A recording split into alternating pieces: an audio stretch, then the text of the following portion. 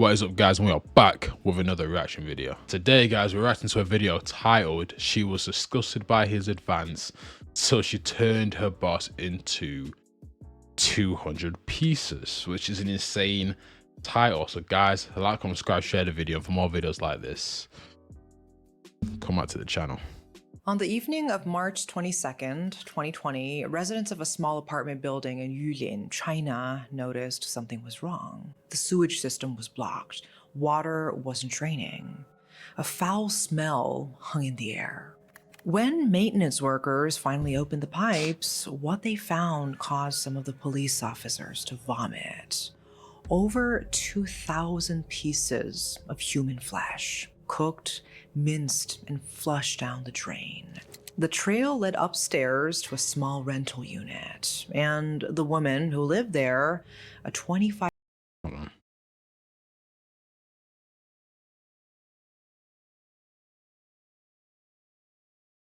year-old nurse nicknamed an angel in white by her patients. This case would go on to shock China. Some called it an embarrassment to the country, a story of gambling addiction, alleged sexual coercion, and a murder so brutal it defied belief. This is the Li Fengping case. Wow.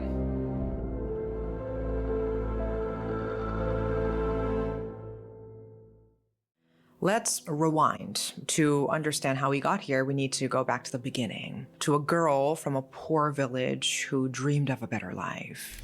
Li Fengping was born in 1995 in rural Guangxi, a region famous for dramatic mountains that could serve as the backdrop of an epic martial arts movie.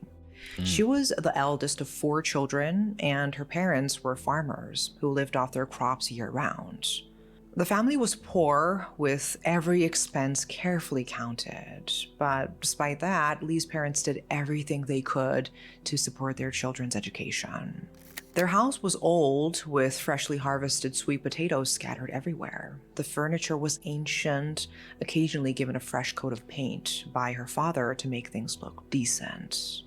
The children used to share one big room with a single spot to store their books. Their walls were covered in certificates, proof that despite every limitation, they were smart and capable of great things. But as the years passed, they went their separate ways. Lee's 3 younger siblings ended up at boarding school, while Lee moved into a small apartment on her own. As the oldest, Lee carried the heaviest burden. She often had to listen to her parents' worries about money.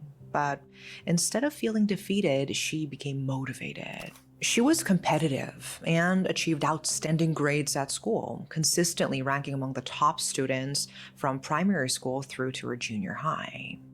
Her teachers praised her, saying she was destined for a bright future.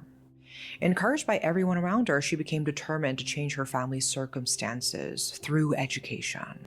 This didn't seem like it would be difficult. With her grades, she could easily have been accepted to the best high school in Bobai County, a school known for sending students to top universities. But enrollment still cost money, even with scholarships, and she had to consider her 3 siblings, who also needed an education. Her parents never asked her to sacrifice anything, but Lee understood their struggles. So she made a tough decision. She gave up on attending her dream high school and enrolled in what's called a 3+2 junior college. Through this system, students complete 3 years of junior college level study, followed by 2 additional years of advanced education to complete a full bachelor's degree. She felt disappointment at giving up on that opportunity, but she never stopped pushing forward. Because of her determination, she became one of the few girls from her village to attend school in Nanning, and even got a scholarship for students from disadvantaged families. Her tuition was subsidized by about 6,000 yuan per semester, and her parents sent her 500 yuan a month for living expenses. She didn't waste a single day in college. According to transcripts her parents later shared, Lee scored above 90 in most subjects, outstanding by any measure. In her self-evaluation for a graduation recommendation, she wrote, "In the future, I will work even harder to enrich myself, expand my knowledge, and improve. During her 5 years in medical college, she studied nursing with dedication and continued to rank among the best students. Her teachers had nothing but praise for her. When asked about her motivation, she'd smile and say she wanted to become an excellent nurse and build a better future through her own determination. She said seeing someone smile was the best feeling in the world. As the first in her family to achieve such an education, everyone knew, even without it being expressly said, that her parents were proud. After graduation, Lee landed a job at Yulin First People's Hospital, her first job as a nurse. The hospital was just a 2-hour drive from her parents' house, close enough to visit whenever she wanted. But the journey would drain her energy, especially when she was working shifts that could sometimes last for nearly 24 hours. She lived in a building in an alley right in front of the rear entrance to the hospital. Shout out to the nurses, man. Like most young professionals starting out in a new city, Lee just rented a small room. The rent was cheap, just 350 yuan a month. Nothing fancy, just a standard 5-story building with shops on the first floor and rental units on the floors above. Back then, Lee was full of hope. She was working hard to change her future, dreaming of a better life for her family. Colleagues described her as responsible, attentive, and thoughtful. She greeted everyone with a bright smile and earned praise from both patients and coworkers. So how did this promising young woman end up standing before a court? Yeah, that's a question I want to know, because from what I'm seeing right now, it seems like, had a hard life, but, worked hard. So I'm wondering where the switch happened. I'm wondering where, because 200 pieces is insane. Like, I feel like you need to be experienced to do something like that to someone, but hey, let's see. Facing the death penalty. Well, Wow. things started to unravel. I'm surprised. At the time, at Yulin First People's Hospital, young nurses fresh out of med school were assigned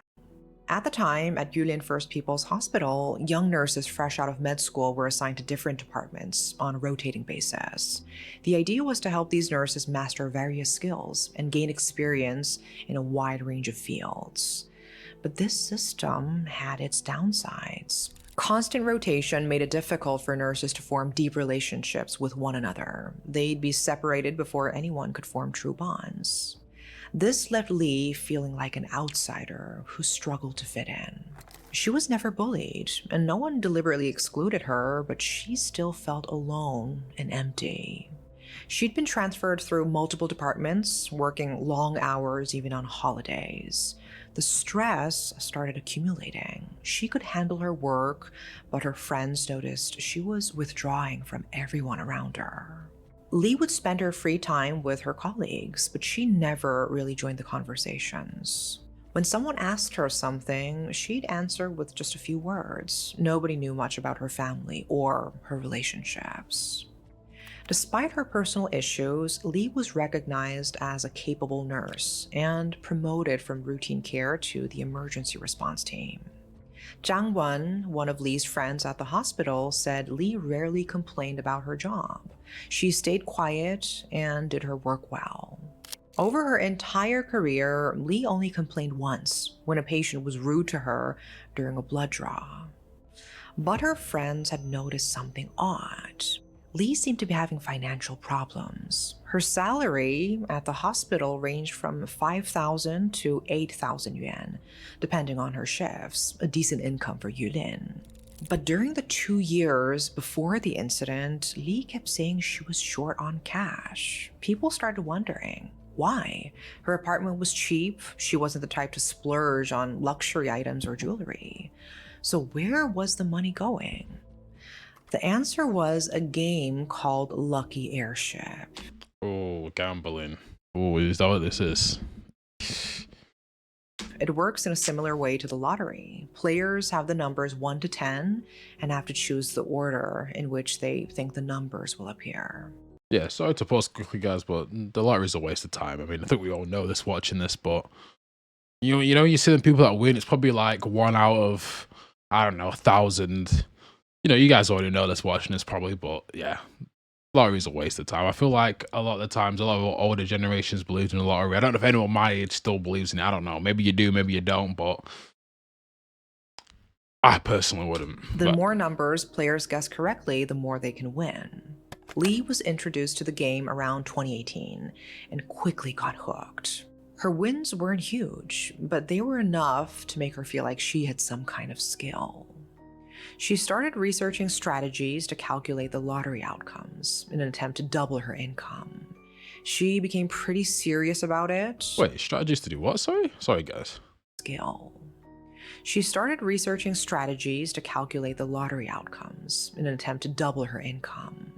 She became pretty serious about it, and she wasn't the only one at the hospital who played. Groups would gather, shouting out numbers and debating odds. Lee joined them. They shared food, snacks, and laughter.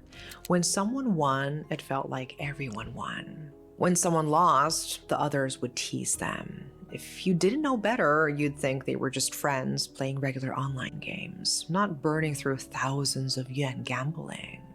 Gradually, the bets got bigger. Lee wasn't satisfied with small gains anymore. She wanted more. She wanted the rush of winning big. What started as tiny bets turned into serious gambling until she was spending her entire salary on her addiction. When that ran out, she dipped into her hard-earned savings, chasing the dream of getting rich overnight. But Lucky Airship brought her no luck. Instead, it dragged her into an abyss. She started losing repeatedly, tens of yen, then thousands. At one point, she lost tens of thousands in a single day. Sure, she once won 100,000 yen, but compared to her total losses, that win barely made a dent.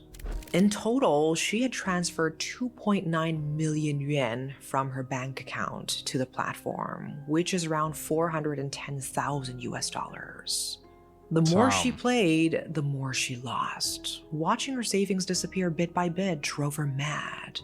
But she couldn't stop. She clung to the hope that she'd win it back. Eventually, the reality of her financial situation started setting in. She became anxious, restless, plagued by insomnia, and looked lifeless during the day. The cheerful, optimistic Li Fengping was gone. In her place stood someone else, a woman who was constantly irritated and couldn't control her temper. She isolated herself, spent her time sitting alone, and refused to talk to anyone. And then what seemed like a ray of light appeared. A man named Luo Yuanqian, the deputy chief physician of the hospital's spinal orthopedics department. He approached her like a close friend, listening to her problems and even offering to lend her money. She borrowed a total of 200,000 yuan from him, but it wasn't free. He charged 50,000 in interest and demanded something else in 50,000 in interest. What? Oh, gee, what a scumbag. What a scumbag. compensation. A relationship. Even though Luo was considered someone with status at the hospital, Li later said there was no way she could have agreed to be his girlfriend without being pressured into it. Oh, yeah, weird guy. You asked to be your girlfriend after lending them. Ugh, that's just a weird dynamic to ask someone to be your girlfriend in a situation like that. At first, Luo showered her with But you're her boss. Is he a boss? Right? Was he? Sorry, let's go back. Was he a boss? Yan Tian, the deputy chief physician of the hospital. Oh, deputy chief. Yeah, basically a boss. Yeah, insane. And compensation. A relationship. Even though Luo was considered someone with status at the hospital, Li later said there was no way she could have agreed to be his girlfriend without being pressured into it. At first, Luo showered her with gifts and expensive dinners. Li understood his intentions and didn't refuse. She was desperate for money. Eventually, he invited her to a high-end hotel. Li described opening that hotel room door as something she'd never forget. The moment she stepped inside, she saw Luo naked on the bed. The sight she called disgusting.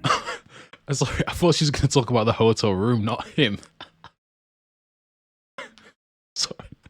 She wanted to leave immediately, but he threatened to destroy her career, and she felt she needed to protect her family. For money and to shield her family, she endured the humiliation from a man 26 years older than her. She thought that as long as she went along with his demands, he wouldn't tell anyone about their so-called relationship and would keep providing money to cover her gambling debts. So she kept borrowing from him again and again. Luo rented a room for Lee near the hospital on March 18, 2020, but it didn't feel like a home. It felt more like a gilded cage with invisible chains to keep her trapped, a place for Luo to satisfy his desires whenever he wanted. In Luo's mind, everything he did was out of love. He wanted her as his lover, available to him anytime. He even fantasized about starting a family with her. Lee felt no love at all, only disgust. She hated Luo from the depths of her being. She felt coerced. She had never wanted to have sex with him, but the money and threats made her comply. She felt like a toy used by Luo, stripped of all dignity. She wanted to escape countless times. She even attempted 3 times to take her own life, but all 3 attempts failed. She thought about reporting Luo for rape, but she always stepped back from making that call, afraid of his threats, afraid he might hurt her family back home. The harassment didn't stay in the apartment. It continued at the hospital, filling Lee with shame. As time passed, Luo's demands grew more extreme. Eventually, he started pressuring her to have his child. She tried to break free, which led to explosive arguments. Their biggest fight happened on the evening of March 20th, 2020, when Luo again demanded she bear his child, enforcing himself on her.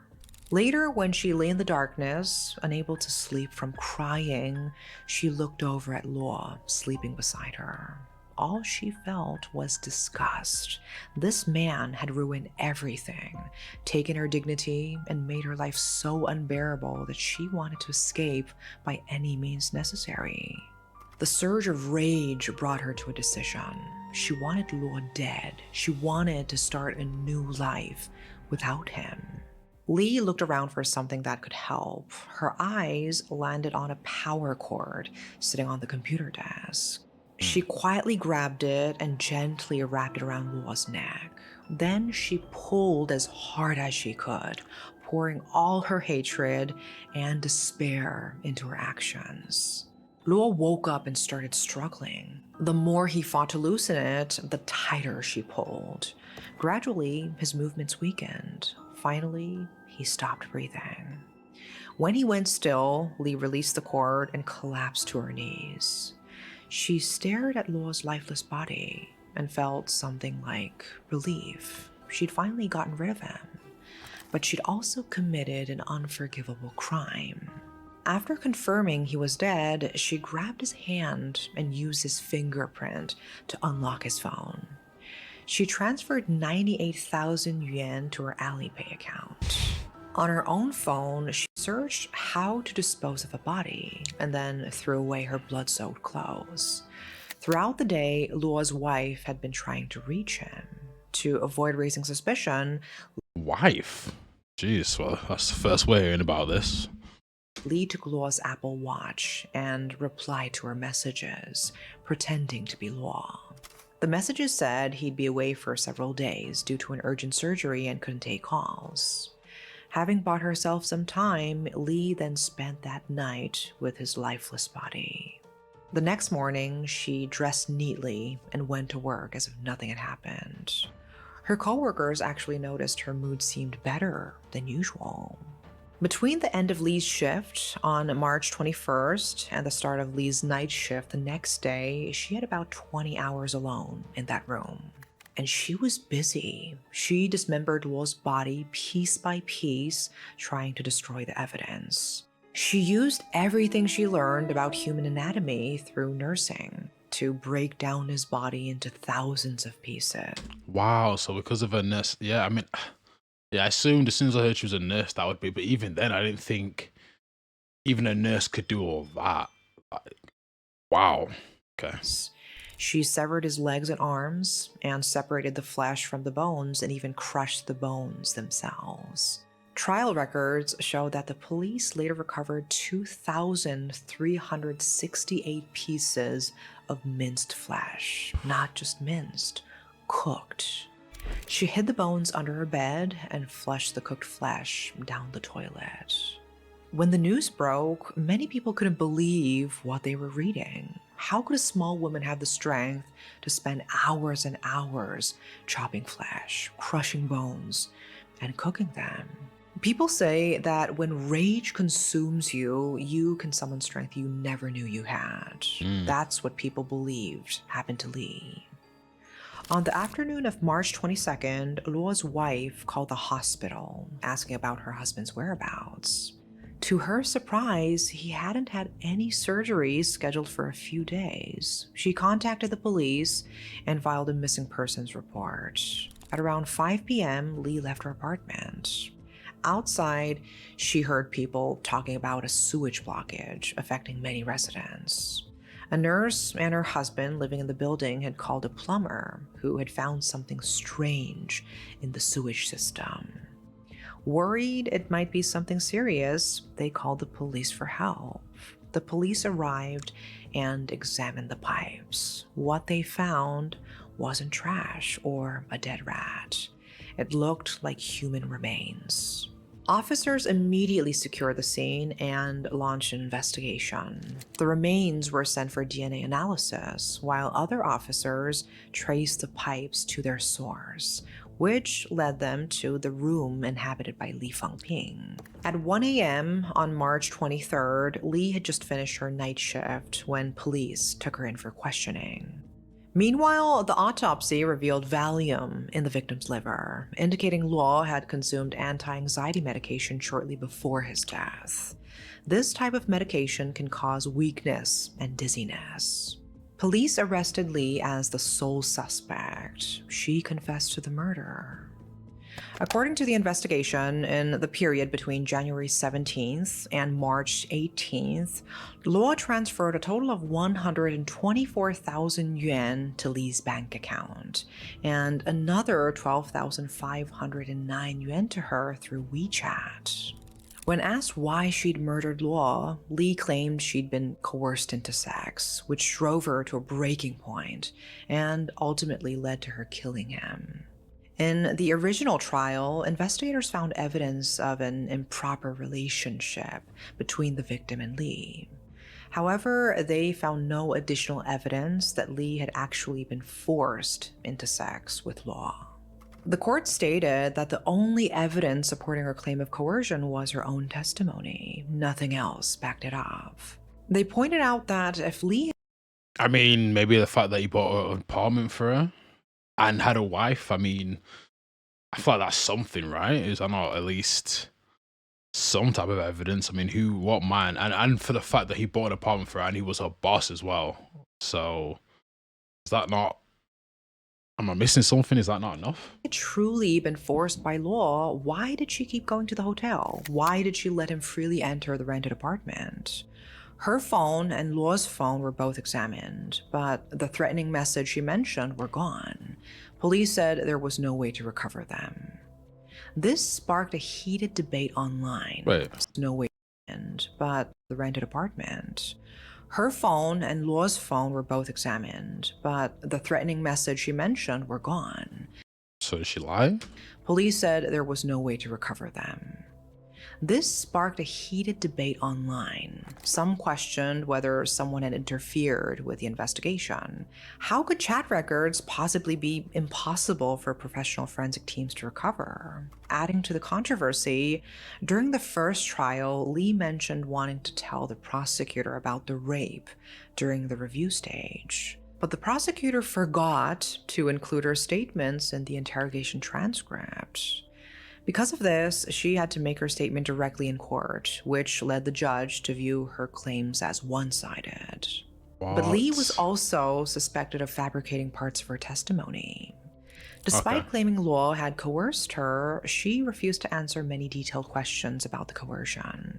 At one point, she said Luo had forced her to break up with her boyfriend.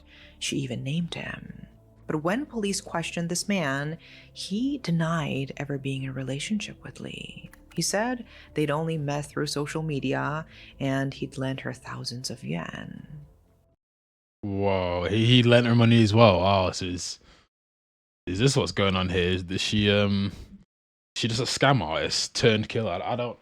Let's see. I'm not gonna. Let's see. After the case entered the legal system, Lee's family went public to defend her. They also claimed that it was Luo's coercion that pushed her to murder him. They hoped the judge would consider this and give her a lighter sentence. But Lee's actions constituted intentional homicide and theft, which carries severe penalties in China.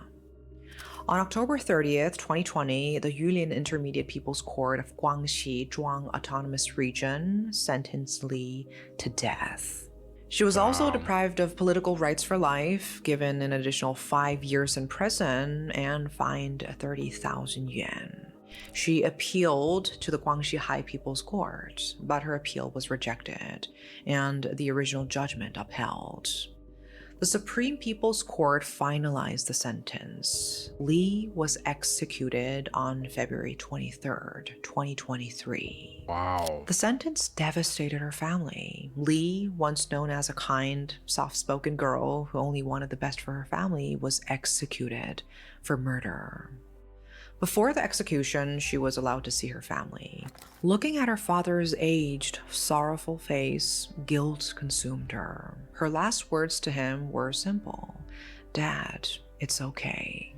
After everything, the gambling, the debt, the alleged abuse, the murder, the 2,368 pieces of flesh flushed down a toilet, that's what she chose to say. I mean, look, I'll let play. Whether it was intended to be comforting, an apology, or resignation, only she knew. Back in her village, the awards still hang on the wall on her family's home. Certificates with her name on them, faded now from a time when Li Fengping was the pride of her family. The girl considered most likely to make it out of her town. Her father still insists there were things the investigation didn't uncover, questions that were never answered, chat records that conveniently disappeared. A prosecutor who forgot to document his daughter's claims of rape. Maybe he's right, or maybe he's a grieving father looking for any hope that his daughter was telling the truth. We will never know what really happened in that room between Li and Luo. Whether she was a victim who finally snapped, or a cold-blooded killer who fabricated a story to save herself. The truth died with both of them, one in a rented apartment, the other by state execution. What we do know is that a girl who once wrote that she wanted to enrich herself and improve ended up taking a man's life and disposing of his body like garbage. A man with a wife and children, whatever else he may have done, went to sleep one night and never woke up. 2 families destroyed, no winners, just a story that people will argue about for years to come.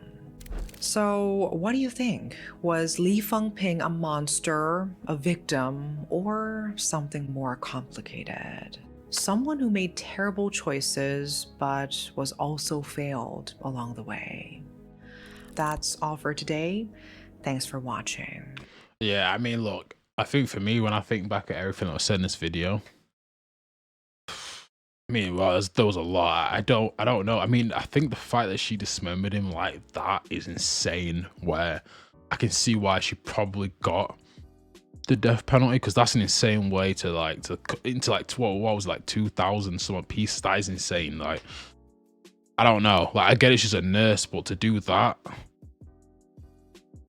and to that, I don't know. If you ask me, I don't know. I feel like she probably was telling the truth, only because, I mean, to go that far, someone must have really have to either that, or she was just a cold-blooded killer, like they say, and she just did it just to do it. But I mean, he bought her that apartment. At least that's at least confirmed, right? We know he at least bought that apartment. So, and he had a wife and kids as well. So I don't know.